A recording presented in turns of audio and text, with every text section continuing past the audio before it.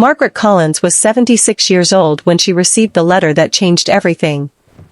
It arrived on a quiet Tuesday morning at her small white farmhouse in rural Ohio, just outside Columbus. The envelope was thick, official, and stamped with the logo of a powerful energy corporation.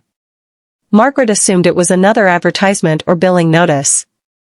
She never imagined it would threaten the only home she had shared with her late husband for 48 years. Her husband, Daniel Collins, had built the house with his own hands in 1975. He had been a Vietnam veteran and a high school history teacher who believed in hard work and honesty. Together, they planted oak trees in the yard, painted the porch swing sky blue, and raised 2 children who had long since moved to different states. When Daniel passed away from heart failure 12 years earlier, Margaret promised herself she would protect their home no matter what. The letter explained that Titan Energy Corporation had recently acquired land surrounding her property for a major pipeline expansion project. According to the company, Margaret's land sat directly in the path of the proposed route. They were offering her a settlement payment in exchange for the rights to build across her property. If she refused, they warned, they would pursue eminent domain through the courts. Margaret read the letter 3 times, her hands trembling. The amount they offered sounded large on paper, but it could never replace her home. It wasn't just land, it was memories, history, and love. The kitchen still smelled faintly of Daniel's favorite cinnamon coffee. The backyard held a small wooden bench where they used to watch sunsets together. Most people in her position might have signed the papers out of fear. Titan Energy was a billion-dollar corporation with teams of lawyers. Margaret was a retired librarian living on Social Security and modest savings. But Margaret had always been stubborn in the best possible way. The next morning, she put on her navy blue cardigan, drove her old Ford sedan into town, and walked straight into the office of a local attorney named Rachel Hernandez. Rachel was in her 30s, ambitious and sharp, with a reputation for taking on tough cases. When Margaret explained the situation, Rachel listened carefully. "They're counting on you to give up," Rachel said gently. "Eminent domain cases are complicated, and corporations usually win, but not always." Margaret looked her straight in the eyes. "I don't want to be unreasonable. I just want what's fair, and I don't want them tearing through my home like it means nothing." Rachel agreed to review the documents. What she discovered disturbed her. The proposed pipeline route had alternative paths that would avoid Margaret's property entirely. However, rerouting would cost Titan Energy more money. Instead, they had chosen the cheapest option, straight through the widow's backyard. Rachel believed the company had not conducted a thorough environmental review, and there were wetlands near Margaret's land that might be protected under federal law. That could complicate Titan's plans significantly. When Titan Energy received notice that Margaret Collins was challenging their claim, they responded swiftly. Corporate representatives began calling her, offering slightly higher settlements. Some neighbors advised her to take the money and move somewhere easier to manage. At 76, why start a legal war? But Margaret refused. As weeks turned into months, the case gained local attention. A small-town newspaper ran a headline, "Widow takes on energy giant." Reporters visited her farmhouse. Cameras captured her sitting on the porch swing, speaking calmly but firmly about property rights and dignity. "I may be old," she told one reporter, "but I'm not invisible." Soon, environmental advocacy groups began to take interest. They reviewed the pipeline proposal and questioned Titan's environmental impact assessment. Public pressure slowly mounted. Titan Energy tried another tactic. Their attorneys filed paperwork to accelerate the eminent domain process. They assumed Margaret would run out of money or stamina.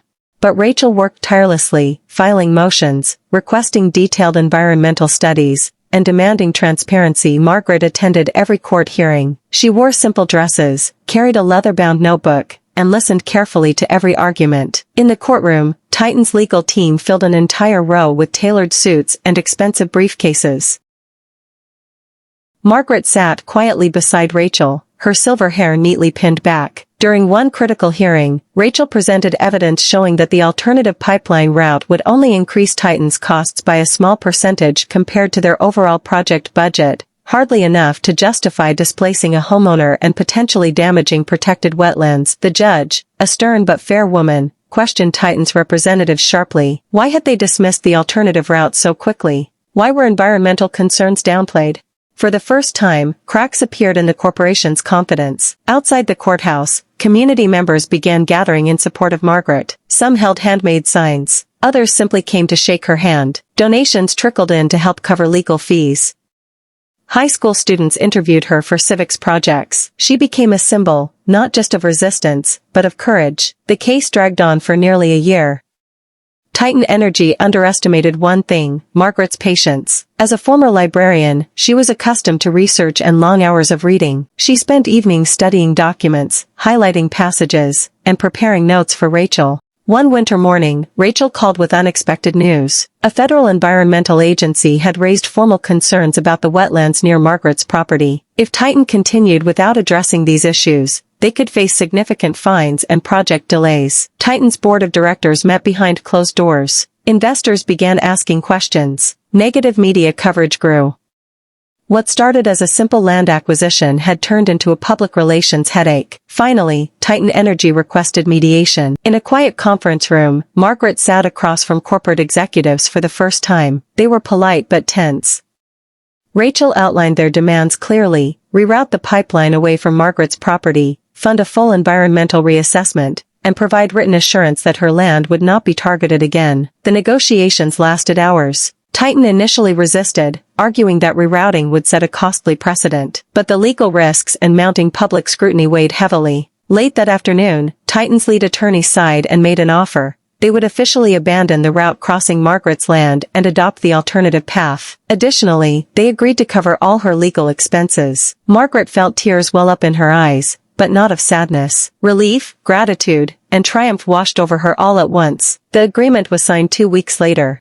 Titan Energy issued a carefully worded public statement about community collaboration and commitment to environmental responsibility, but everyone in town knew the truth. A 76-year-old widow had stood her ground and won. When reporters returned to her farmhouse, Margaret smiled softly. "This was never about money," she said. "It was about respect. Corporations have power, but people have voices.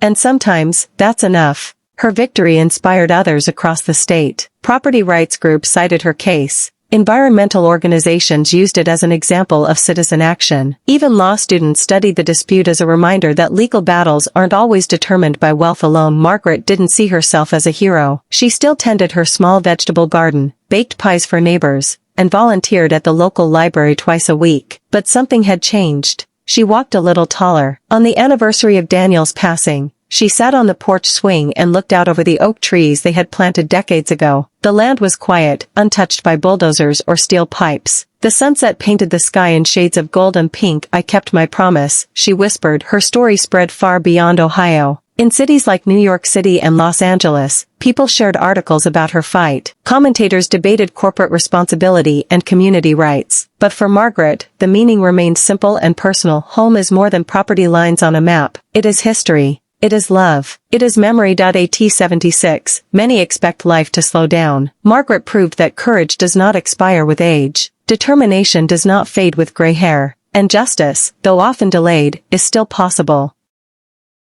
In the end, she didn't just protect her farmhouse.